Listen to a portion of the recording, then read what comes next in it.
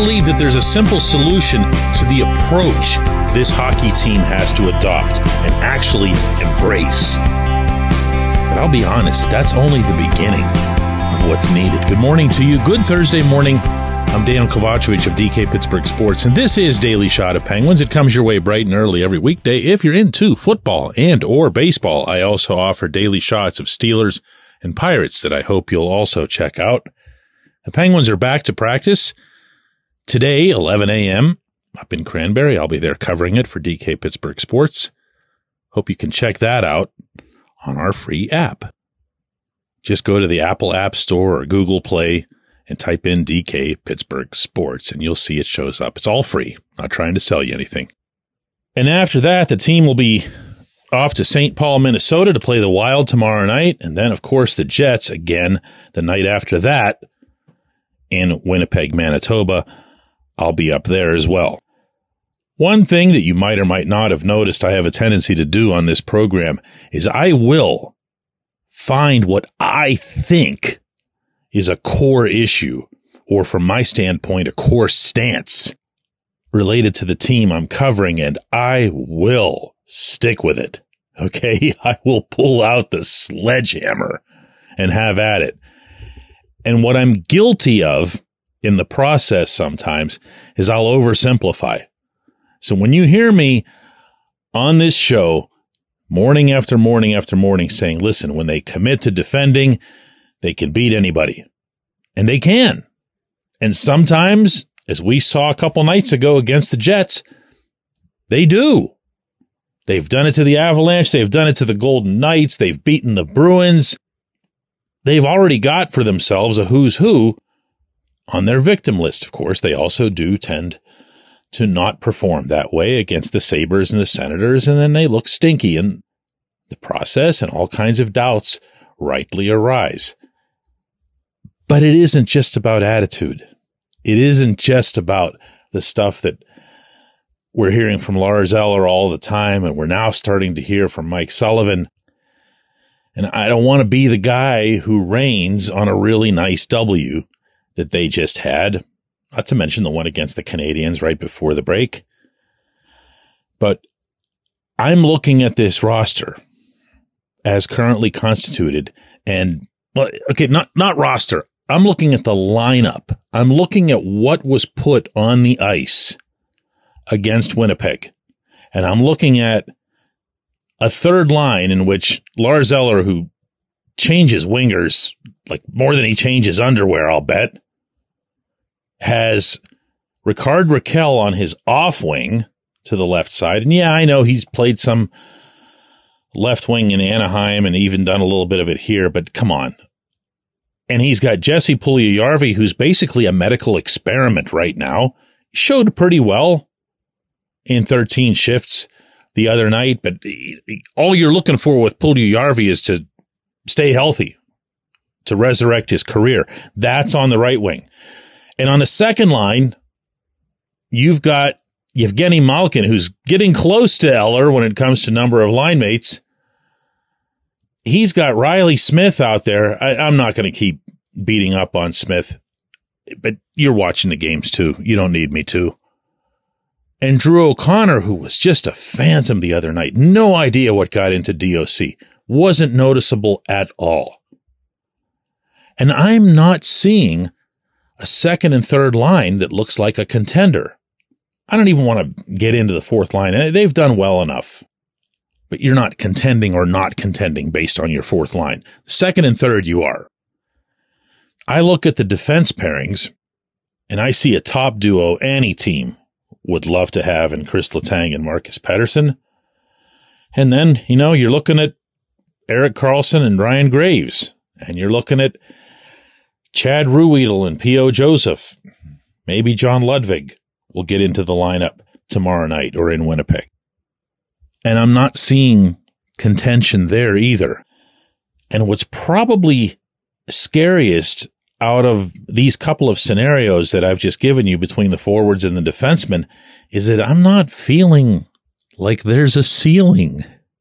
The rhyme wasn't intentional, but it's accurate. I don't look at these guys that I just mentioned and say, oh, yeah, they just need to get it together. They'll be fine. I don't see a precedent. I don't see a history. I don't see a momentum for any of them.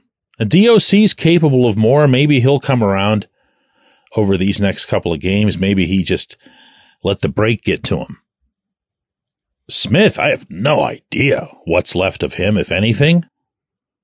I'd be lying to you if I didn't tell you that I'm starting to wonder about Raquel. And again, with Puljujarvi, who knows? Graves, who knows what you've got? The Carlson fit, who knows? P.O., who knows? Ludwig, actually, hasn't been able to stay on the ice yet, who knows? If you had told me in a vacuum about 3 or 4 months ago that the strongest, most consistent position on the roster for the Pittsburgh Penguins would be the goaltending, I really would have wondered about that, okay, to put it kindly. But I also would have said, this is fantastic. This is a dream come true. This is exactly what you'd want. Having Tristan Jarry perform the way he has at times this season, including again Tuesday night, having Alex Nedeljkovic step up the way he has, that's a gift from the hockey gods. And they're still sitting there with meaningful, relevant depth issues, both up front and on the blue line. And Kyle Dubas really hasn't done much at all to address it. So don't get excessively excited when you see them doing the right thing, because they still need more of the right people. Remember, the goal here wasn't just to squeak into the postseason ahead of the Flyers and the Red Wings. It was to do you know what. When we come back, J1Q.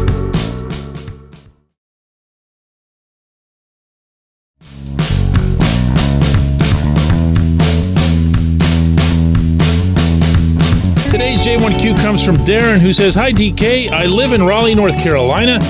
Thank you for keeping me informed about everyone's favorite hockey team from several hundred miles away. Your daily shots help me start my day with the Penguins news I need." I appreciate that, Darren. Darren continues, "A couple nights ago, I was in the stands as the Canucks came here and outskated a pretty good Canes team.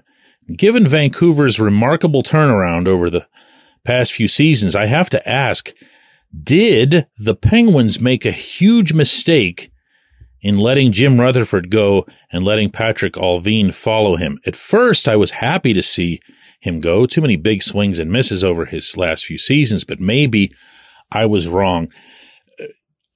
Darren, it's funny that Rutherford is still, including here in your own note, almost universally identified as this team's GM. You didn't use the title, but the implication is that Jim's the one making all these moves. Everybody does this. It's like nobody can conceivably believe that Jim would not have his hands on the figurative wheel.